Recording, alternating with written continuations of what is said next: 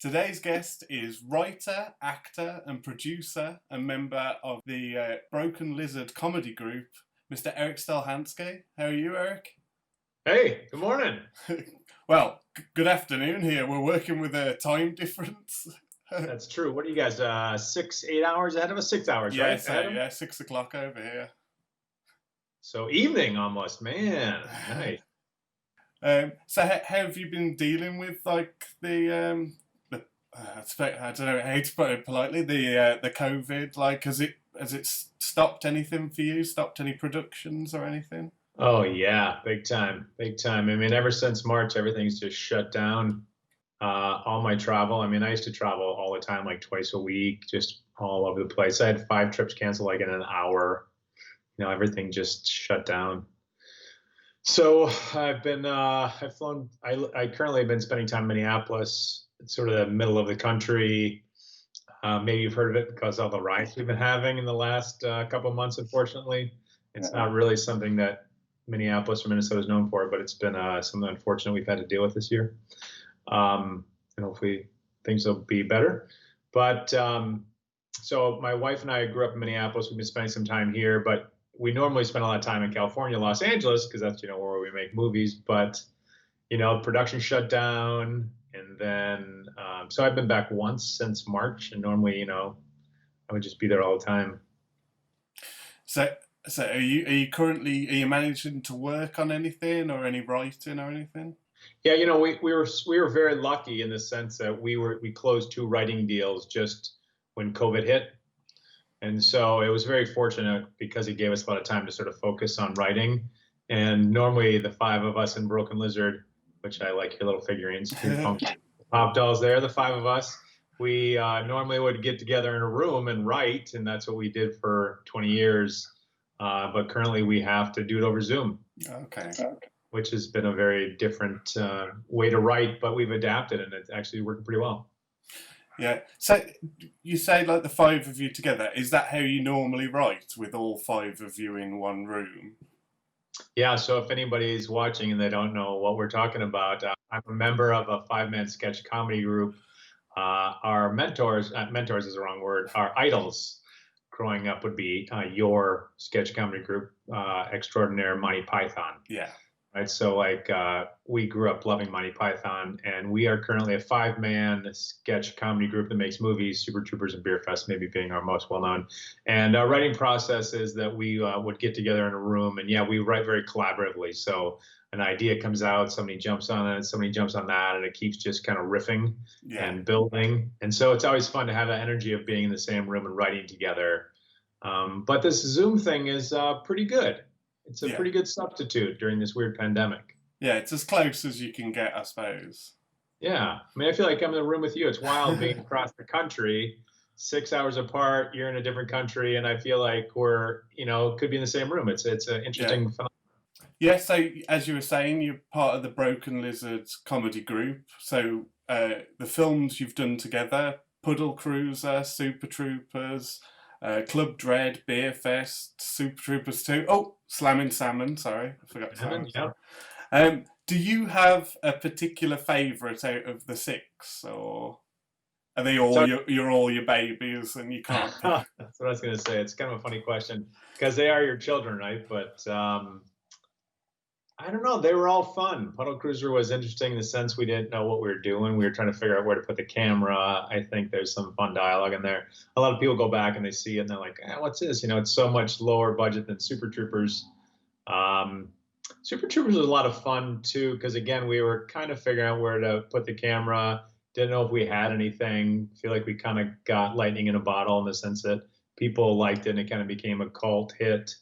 But when you're shooting it, you don't know what's going to work. So thinking back on that was kind of a fun time period, when you're on set with Farva, but you never knew if that was going to work or anything. And you're shooting the powdered sugar scene or any of that stuff, which turned out to be scenes that people repeat. But at the time when you're shooting it, you don't know if it's going to work. It was kind of fun to think back on that.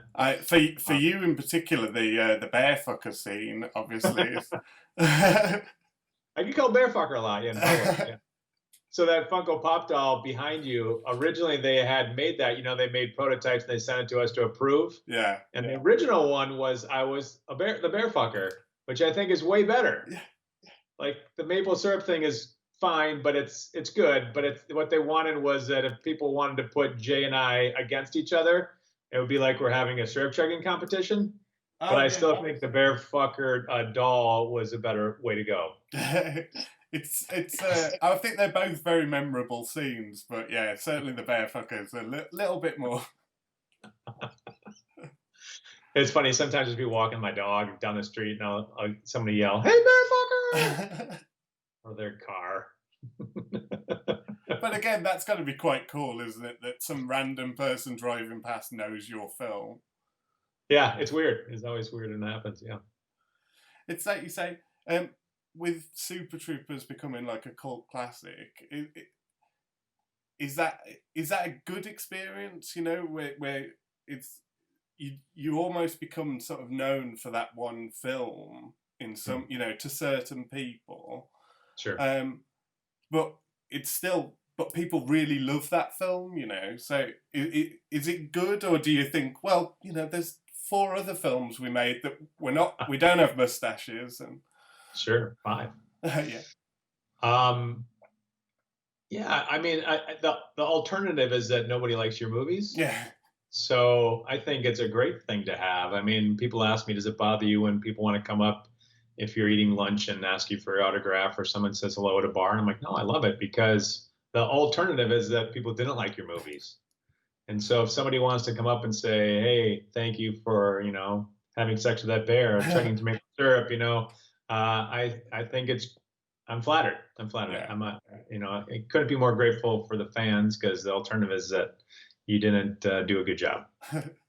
In Beer Fest and in Slammin' Salmon, there's proper portraits of you. There's, one's supposed to be your cousin or a distant relative. Yeah. But do you own those pictures? Are they anywhere? Like, what happened to them? Yeah, they exist. So Kevin Heffernan, who played Farva in Super Troopers, his brother is an artist. He's a painter, and he made those for us. So Kevin feels the proprietary right to keep them, since it was someone in his family that painted them. So he has them somewhere. Okay. But I didn't get to keep them. Paul and I did not get to keep ours. That's a shame, because the one of you being punched by Michael Clark Duncan, that's amazing. Yeah, that's right. So there's one in Beer Fest and Slammin' Salmon, 2 separate portraits. It's like the last frame of Slammin' Salmon is the picture. It was based on the from the end of Rocky. It was a sort of a send up of that. I think Kevin has that one too. He might have that in his office. But mentioning Michael, obviously, throughout the films, you've worked with some amazing actors. Bill Paxton, Rob Lowe, Brian Cox, obviously. Like, is that a great experience working with them, or are you a bit nervous around them? I will say it's an overwhelmingly an amazing experience. I remember when we first were shooting Super Troopers early in our career, we worked with enough sort of like Academy Award winning actors now that we are more comfortable. But at first, it's 20 years ago when Brian agreed to make Super Troopers, and people still say, well, how'd you get Brian Cox? Well, first, he wasn't quite as famous back then as he is now, but he had done some big movies like Manhunter, and obviously a lot of stage work. And so he often got only offered very dramatic roles. And so his agent sort of sought out Super Troopers, because he didn't get offered comedies. And it's very hard in Hollywood to get offered some things when you're not seen as like a comedian. Like, mostly it'd be like Bill Murray, or people get offered these comedic roles. And he always loved Jerry Lewis and always wanted to do comedy growing up. He's excellent at comedy, but he never got offered the role. So he kind of sought out the idea of doing an independent comedy. And so then we were like, wow, that's Hannibal Lecter from Manhunter. Does he have the comedic chops? And so we weren't sure, but we knew he was such a great actor with such gravitas and levity that we said we have to have him in there. And he was also in this movie Rushmore, which he was really good. He had kind of a small part, but he was great. And we said, yeah, that'd be great. So then he was coming to set, and there was these nerves because I think he had just come off doing like King Lear, touring like India, doing King Lear, just gigantic work. And here we are getting to work with this, incredible stage actor. So there was nerves for sure, and we had a lot of joking about it. But he's such a professional, such a cool guy, and he's funny and relatable. And he just made us all feel at ease. And when you see the movie, you feel like we're all a team together. Yeah, you believe it. Yeah, you believe it, right? Yeah. I mean, he made it seem like he's just one of us. And then obviously Bill Paxton as Coconut Pete, which is I can't think of the guy's name. Who he's based on. Oh, he's based on Jimmy Buffett. Jimmy Buffett. I wanted to say Warren Buffett, and I was like, I know that's not right. That's the next movie. That's the sequel. Yeah. Coconut Pete was basically a fun send-up of Jimmy Buffett. So instead of Margaritaville, Coconut Pete had Pina Colada Berg. That comedically he had written the song before Margaritaville, but it didn't get as much radio play as just a funny plot twist that we had. The scene where they're sat around the campfire and the girl tells him to play Margaritaville is some classic Bill Paxton acting in there. Yeah, Bill was great too. We had grown up loving Bill. He was in this movie Weird Science where he played Chet, if you remember that, and he was just very funny in that and kind of an iconic role. So we were excited to have Bill in Club Dread. Yeah, and then in Slammin' Salmon, which I love Super Troopers, and that was the first film of yours that I saw. But I have a real soft spot for Slammin' Salmon. I don't know what it is, but I really love that film. But the whole scene between you and Michael Clarke Duncan, where he can't get your name right because you've got a Greek name, oh God, it gets me every time. Yeah, my name is Guy Medropides, but he keeps calling me Mitre. Why doesn't it sound like that when I say it? It's just such a great line. Mitre. Ahmed doesn't sound like that when I say it. Mitre. He was great. We weren't sure again if he had the comedic chops because we didn't see him do a lot of comedy, but he had done Talladega Nights. And so we reached out to Adam McKay, who had directed him in Talladega Nights, and he said, oh, yeah, he's great. He's really good at improvisation, really there and very present and funny. So we felt really comfortable casting him. Obviously, and because he had won. Yeah, I think he was an Academy Award nominee. I don't think he won, but he was nominated for an Academy Award for The Green Mile. Yeah. Very talented actor. We're sad to lose him. Yeah. He had a heart condition. You obviously with Super Troopers 2, you crowdfunded the first lot of money for that. Was that a different experience for you, like reaching out to the fans for help with that? Yeah, we were hesitant at first. We didn't want to have to do that.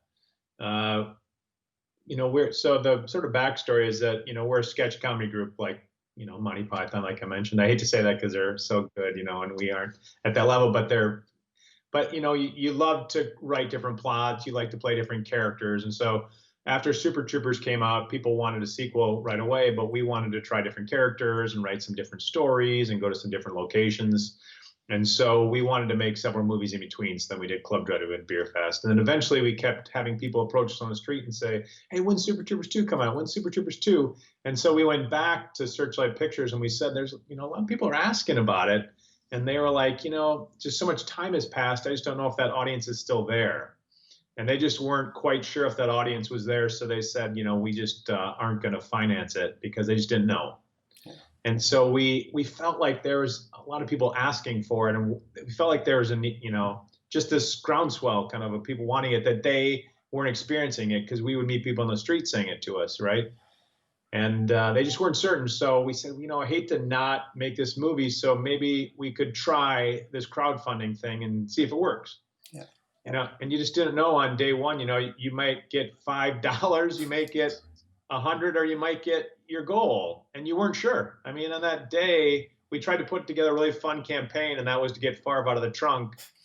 And the only way that this movie would get funded is if we reached a goal, and then we'd release Favre out of the trunk, and then he could act in the movie. That was kind of like our little fun little campaign that we did. But you didn't know. I mean, on day one, you hit that start button, and man, we were sweating. We didn't know if anybody wanted to see Super Troopers 2.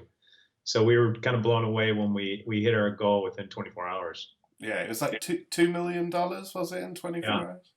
In 24, something like that. Yeah, some crazy number. So Searchlight realized that audience was still there, that they just didn't know if it was. Yeah, it's really an interesting way of doing it, isn't it? Where it's like letting the fans put their money where their mouth is. It's all good them coming up to you five and saying, we want it, but to say, okay, well, here's my $20 or whatever in advance. Yeah.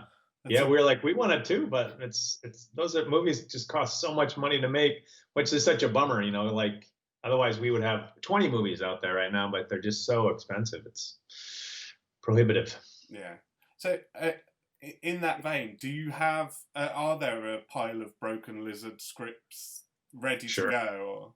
Sure. Slammin' Salmon was one of those. We had written it and it sat on the shelf for years. We had a whole bunch of scripts that we've written over the years. And there was a writer's strike that was happening in Los Angeles, and we happened to have an office at the time at Warner Brothers, and they were going to shut things down for this writer's strike, and you didn't know if it was going to last, you know, a month or 10 years. So we said, well, maybe during this time, if it's going to be an extended strike, we could take this script that we have off the shelf, and, you know, if it's already written, you don't have to do any more writing. We can just go make it. And so we raised a little bit of private equity for that, and then we made the movie independently during the writer's strike, and that's how the Slammin' Salmon got made. Just taking a script off the shelf that we already had.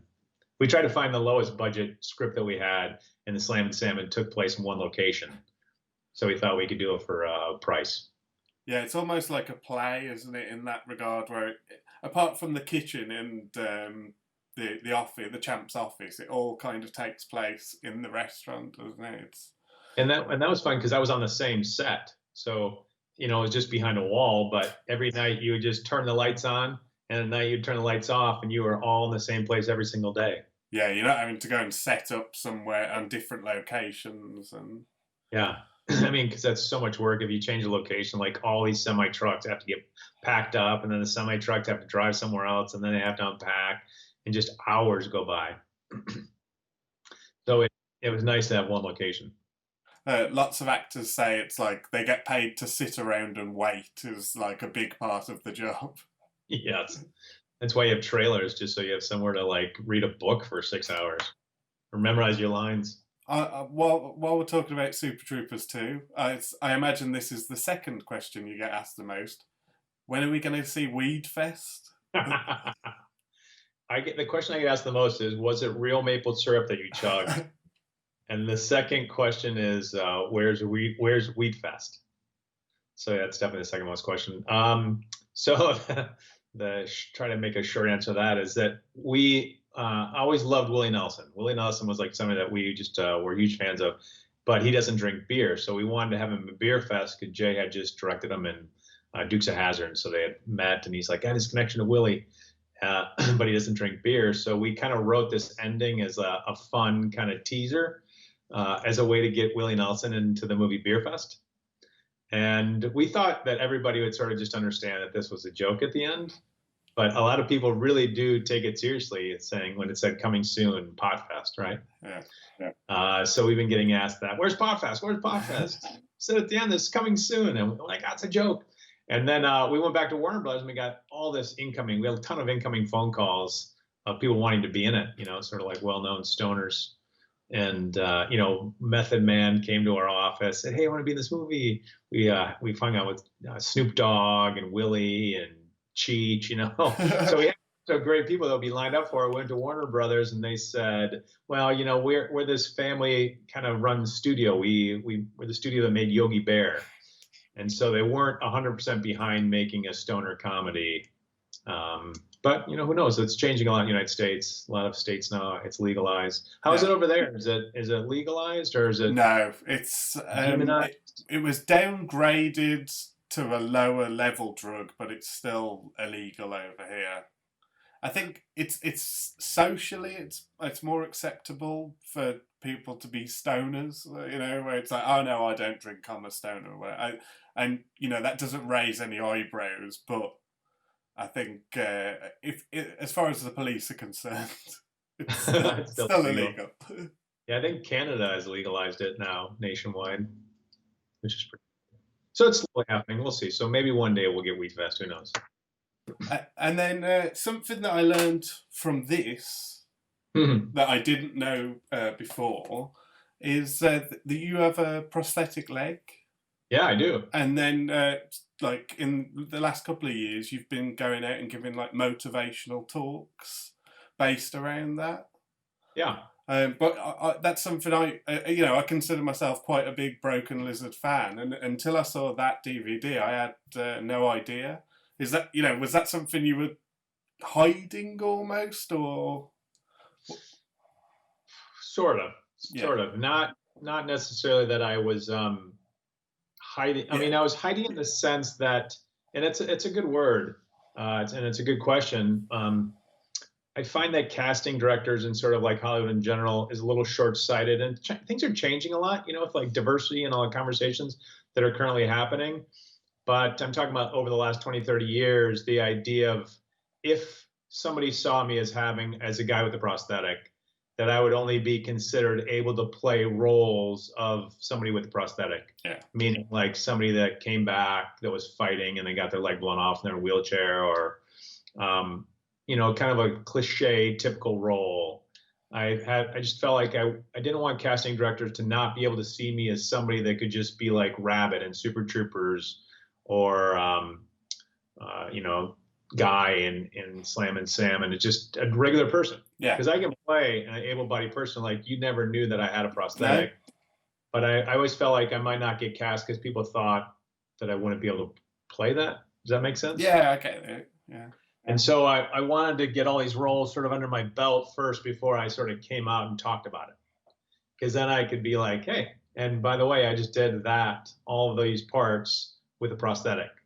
So hopefully you won't see me as somebody who can't do it with a prosthetic. Yeah. And so, and so the motivational speaking isn't necessarily like Tony Robbins or anything. It's not like I'm going around doing Tony Robbins motivational speaking, but I like to go to universities,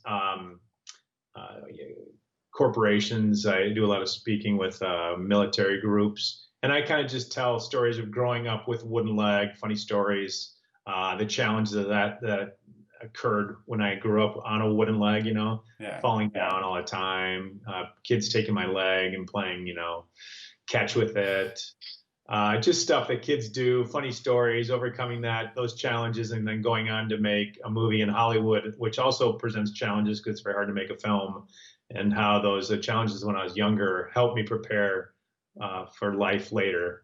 And I say that everybody has a wooden leg. We all have something that we're always struggling with, mental, emotional, physical, whatever it may be.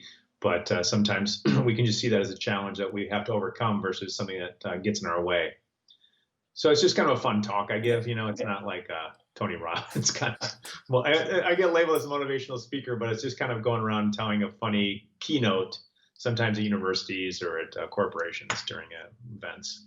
Yeah. It's fun. Yeah. I do it a couple times a year. And I've taken up enough of your time already, Erik, but there's a question that I like to end all my interviews with.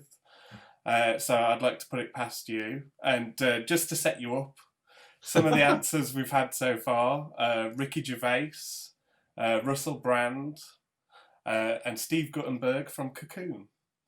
Okay. So the question is, who is the most famous person you've sent a text message to? Text message to, huh? Accidentally or on purpose? Your choice. It's open for interpretation. I wish that I had Ricky Gervais or Russell Brand's phone number. Those are two of my favorite comedians. I would love it if I could ever text them. Boy, think about that. Famous. If it makes it easier, you can broaden it out to like a DM or a WhatsApp or. Sure. Johnny Knoxville. Oh, wait. Okay. Yeah, that's impressive. That category of famous. Oh, yeah. Brian Cox. I mean, Probably like Brian or Johnny or. Yeah, they're two, big names. It's funny. It's one of those questions, and I don't know why I like. I have texted with Rob. I forgot that Rob Lowe was doing a show, and I went and saw him, and I texted him about meeting him. So yeah, Rob Lowe. Rob Lowe's great. All right. It's funny. It's like I say, I end on it, and sometimes it makes it quite awkward because people really want to give you a good answer, so people think about it for a while, or people have a boom straight away. Like, it's a silly question, but I like it. Yeah, I had to remember during the time, like who I would have been texting with. But yeah, I guess Rob Lowe. Rob Lowe. Yeah, Rob Lowe's brilliant. And is there anything that you want to plug while you're here? You want to point people in the direction of? Yeah, well, I guess I hope that people will check out our last film that we put out there, Super Troopers 2. We had a lot of success with that. So we are currently in the process of writing Super Troopers 3. Yes. So if I had to plug anything, I'd say check out Super Troopers 2 and keep an eye out for Super Troopers 3, which is going to be a while. We got to finish writing it and then shoot it, so it'll be a while. But you can watch Super Troopers 2 now in preparation down the road for Super Troopers 3. As long as we don't have to wait 16 years again. Might be a couple. Less than 16. Thank you ever so much for your time, Erik. I'm genuinely a huge Broken Lizard fan, so it's an honour to talk to you, it really is. For having me across the pond. Appreciate it. They call me the mayor, 'cause I spend all my days here. You would too, if you knew what I know Pina colada. about a tropical tree, sucked straight from the coconut's teeth. Well, why doesn't it sound like that when I say it? Meat drapes.